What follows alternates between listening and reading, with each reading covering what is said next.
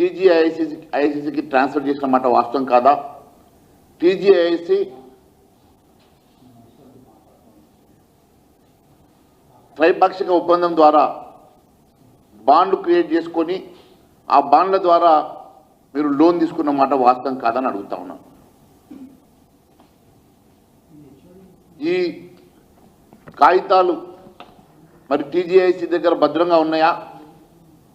TGIC మీరు transfer చేసినటువంటి కాగితాలన్నీ కూడా, డాక్యుమెంట్స్ అన్నీ కూడా ప్రభుత్వం వద్ద ఉన్నాయని ప్రశ్నిస్తున్నా. ఈ భూములను అడ్డం పెట్టుకొని మీరు త్రైపాక్షిక ఒప్పందం చేసుకొని 10,000 కోట్ల రూపాయలు రుణం తీసుకున్నమాట వాస్తవం కాదా అని అడుగుతున్నాను. సూటిగా మాట్లాడకుండా అసలు లోనే తీసుకున్నట్టు, ఈ భూములు తాకట్టే పెట్టినట్లు మీరు అందరినీ కన్ఫ్యూజ్ చేస్తూ తప్పుదో పట్టిస్తున్న మంత్రి గారు ఒక బాధ్యతాయుతమైనటువంటి పదవిలో ఉండి ఈరోజు ఈ రకంగా తప్పుదో పట్టించడం ఎంతవరకు సమంజసమని అడుగుతా ఉన్నాను. కంచగచ్చిబౌలిలో 2,374 ఎకరాల భూమి 1973లో ఎస్యూకి అడ్వాన్స్ పొజిషన్ ఇచ్చిన మాట అందరికీ తెలుసు. దాని తర్వాత చరిత్ర అందరికీ తెలుసు. నేను ఇప్పుడు ఒకటి సూటిగా మిమ్మల్ని అడుగుతా ఉన్నాను. ఈ భూముల్ని నేరుగా తాకట్టు పెట్టి రుణాలు తీసుకోవడానికి మీరు ప్రయత్నించిన మాట వాస్తవం.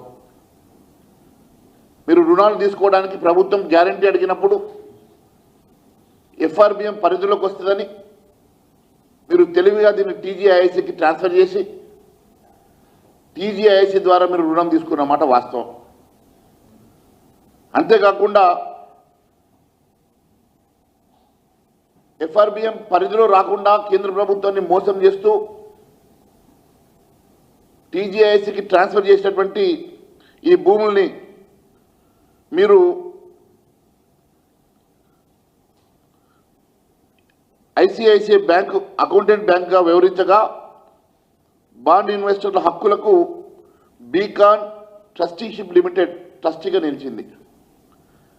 బీకాన్ ట్రస్టీషిప్ లిమిటెడ్ ట్రస్టీగా నిలిస్తే ఇలా బాండు రిలీజ్ చేసి ICICI bank beacon trusteeship limited మధ్య త్రైపాక్షిక ఒప్పందం జరిగి ఈ ఒప్పందం మేరకు టీజీఐసికి 10,000 కోట్ల రూపాయలు మీరు రుణం తీసుకున్న మాట ఇది వాస్తవమా కాదా మీరు ప్రజలకు చెప్పాల్సిందిగా కోరుతా ఉన్నాను.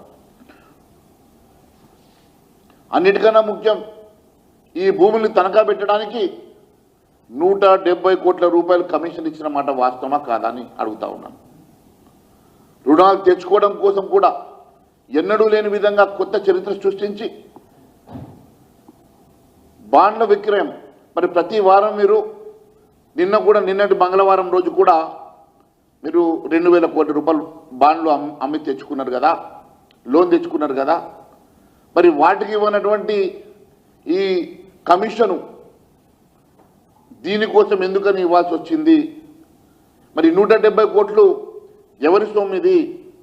లోన్ తీసుకురావడానికి 170 కోట్ల రూపాయలు కమిషన్లు ఏ విధంగా ఇచ్చారని చెప్పి మేము ప్రశ్నిస్తున్నాం.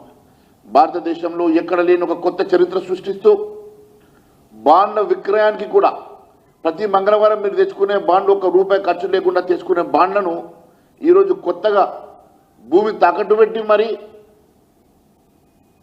ఈరోజు 170 కోట్ల రూపాయల ప్రభుత్వ ధనాన్ని మీరు కమిషన్గా ఇవ్వడం, దాన్ని వెనుకేసుకు రావడం ఇది సమంజసమని అడుగుతా ఉన్నాను. గతంలో మీరు చూస్తే కేవలం 64 కోట్ల రూపాయలు లంచం తీసుకున్నారని చెప్పేసి బోఫోర్స్ భారతదేశంలోనే ఒక చరిత్రాత్మకమైనటువంటి బోఫోర్స్ కుంభకోణం. అది గత కాంగ్రెస్ ప్రభుత్వాన్ని గద్దెదించడమే కాదు, ఈరోజు కూడా మాయని మచ్చగా కాంగ్రెస్ ప్రభుత్వం మీద ఉన్నటువంటి బోఫోర్స్ కుంభకోణం కేవలం 64 కోట్లయితే ఈరోజు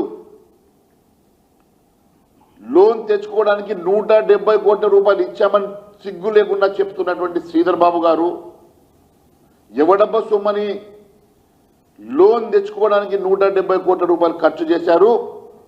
దీనికి సమాధానం చెప్పాలా.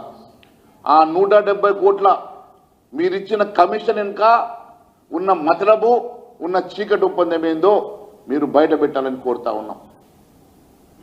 అంతేకాదు ఆ 170 కోట్లు ఒక చేతితో ఇచ్చి 100 కోట్లు దాని వెనుక అవినీతి ఉన్నదని చెప్పి ఆరోపణలు వస్తున్న మాట వాస్తవమా కాదా ఒకసారి తెలియాల్సిన అవసరం ఉందని తెలియజేస్తా ఉన్నాను. మరి పారదర్శకంగా టెండర్లు పిలిచి సెబీలో రిజిస్టర్ అయినటువంటి trust investment advertiser private limited అనే సంస్థ మర్చెంట్ బ్యాంకర్ను నియమించుకొని మంత్రి శ్రీధర్ బాబు చెప్తున్నారు కదా, ఆ సంస్థ నియమ నిబంధనల ప్రకారం ప్రొఫెషనల్ రుసుము అని చెప్తున్నటువంటి శ్రీధర్ బాబు గారు, ఇది ఎట్లా ప్రొఫెషనల్ రుసుము అవుతుంది? లోన్ తీసుకోవడానికి ఒక ప్రభుత్వం బ్యాంకు దగ్గర లోన్ తీసుకోవడానికి 170 కోట్ల రూపాయల కమిషన్ ఇవ్వడం అనేది ఈరోజు ఎన్నడూ లేని విధంగా కొత్తగా ఈ బాండ్ల విక్రయంలో ఎన్నడూ జరగనటువంటి ప్రతి మంగళవారం మీరు తెచ్చుకున్నటువంటి లోన్లు లేనటువంటిది దీంట్లో ఎందుకు వచ్చిందో మీరు ప్రజలకు చెప్పాల్సిన అవసరం ఉందని తెలియజేస్తా ఉన్నాను. అంతేకాదు బీఆర్ఎస్ పాలనలో కూడా ఇదే మాదిరిగా 10 కోట్ల రూపాయలు ఏ పని చేయడానికి ఇచ్చారంటున్నారు. మరి 10,000 కోట్ల రూపాయలు ఏ పని జరగకుండా బీఆర్ఎస్ ప్రభుత్వం ఇస్తే వారి మీద కేసులు ఎందుకు పెడతలేరు? వారిని ఎందుకు అరెస్ట్ చేస్తలేరు?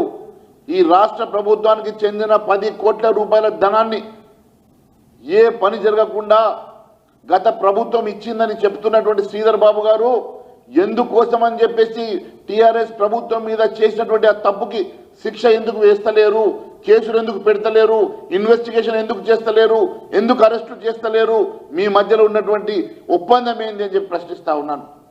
ఈ రకంగా టీఆర్ఎస్ ప్రభుత్వం చేసిందని మేము కూడా చేస్తామని వాళ్ళని అడ్డం పెట్టుకొని బ్లాక్మెయిల్ చేసి మేము అదే మాదిరిగా చేస్తామని మీరు మాట్లాడడం నిజంగా సిగ్గు చేయడం తెలియజేస్తా ఉన్నాను. మనం ప్రజాస్వామ్యంలో ఉన్నామా? లేకుంటే ఈరోజు కేవలం గత ప్రభుత్వం తప్పు చేసింది, గత ప్రభుత్వం చేసిన తప్పుదాం మేము కూడా చేస్తాం, వాళ్ళ దారిలోనే మేము నడుస్తాం, ఏమన్నా మాట్లాడితే వాళ్ళ కేసులు కూడా బయట పెడతామని చెప్పి ఈ రకంగా బ్లాక్మెయిల్ టాక్టిక్స్ చేస్తున్న శ్రీధర్ బాబు గారు, మీరు మాట్లాడినటువంటి ప్రతి మాట కూడా ప్రజలు గమనిస్తున్న సంగతి మర్చిపోవద్దు. దీని వెనుక ఉన్నటువంటి మతలబేందో ప్రజలు గ్రహిస్తూ ఉన్నారు. మీరు కూడా ఈరోజు ఆలోచన రహితంగా కేవలం టెక్నికల్గా మాట్లాడి తప్పించుకొని అసలు లోన్ తీసుకోలేదని చెప్పి మీరు మరి ప్రజానీకానికి ఒక మంత్రిగా చెప్పడం నిజంగా ఇది బాధాకరం. వెంటనే మీరు బహిరంగ క్షమాపణ చెప్పాల్సిందిగా మేము డిమాండ్ చేస్తూ ఉన్నాం. అంతేకాదు టీజేఐసీ అప్పులు తీర్చడం, దాంతోపాటు కమిషన్ల కోసం భూములు విక్రయించేందుకు తెగించి చెప్తా ఉన్నారు కదా. ఏ భూములు అయితే తాకట్టు పెట్టి ఆ అప్పు కట్టలేని పరిస్థితుల్లో అదే భూమిని మేము అమ్మేస్తామని చెప్తా ఉన్నారు కదా. మీకు మరి తాకట్టే పెట్టినప్పుడు ఆ భూముల్ని ఎందుకు అమ్మాల్సి వస్తున్నది? ఆ భూముల్ని అమ్ముకోవడానికి అవసరం ఉన్నటువంటి నిబంధన ఎందుకు పెట్టుకోవాల్సి వచ్చింది? అంతేకాకుండా బోర్డు స్టాండింగ్ ఆర్డర్స్ BSO 24 నిబంధన మేరకు మార్కెట్ విలువ ఎకరానికి 75 కోట్లని బదలాయించినట్టు చెప్పారు కదా.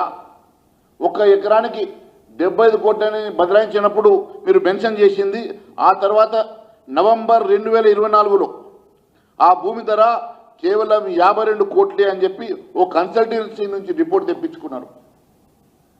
మరి ఆ కన్సల్టెన్సీ ప్రభుత్వ అధికార ఉత్తర్వుల్లో ఎకరానికి 75 కోట్ల నిర్ధారించిన తర్వాత ఈ పరేష్ రావు పన్సేరావు PNP అసోసియేట్స్ వాల్యుయేషన్ సంస్థ ఎకరానికి దాన్ని 52,000 కుదించడం వెనుక ఉన్నటువంటి మాత్రం ఏంది అంటే 75 కోట్లను కేవలం 4 నెలల లోపల ఎకరానికి 24 కోట్ల రూపాయలు ఎలా తగ్గింది?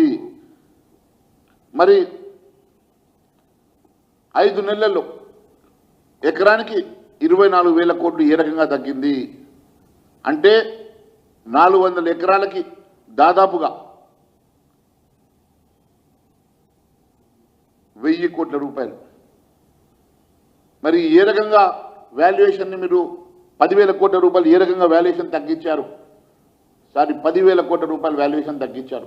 10,000 కోట్ల రూపాయల వాల్యుయేషన్ ఏ రకంగా తగ్గించారో మీరు మరి సమాధానం చెప్పాల్సిన అవసరం ఉన్నది. ప్రభుత్వం ధర 75,000 కోట్లని మీరే చెప్పారు. అదే ధరను 52 కోట్ల రూపాయలని మళ్ళీ మీరే ఒక కన్సల్టెన్సీ ద్వారా దాన్ని తగ్గించారు. ఆ తగ్గించడం మతలబ్ ఏంది? దాని వెనుక ఉన్నటువంటి చీకటి ఒప్పందం ఏంది? దీని ద్వారా ఈ తక్కువ ధరకి భూమిని ఎవరికి కేటాయించాలని ఎవరికి అమ్మాలని చెప్పి చూస్తా ఉన్నారో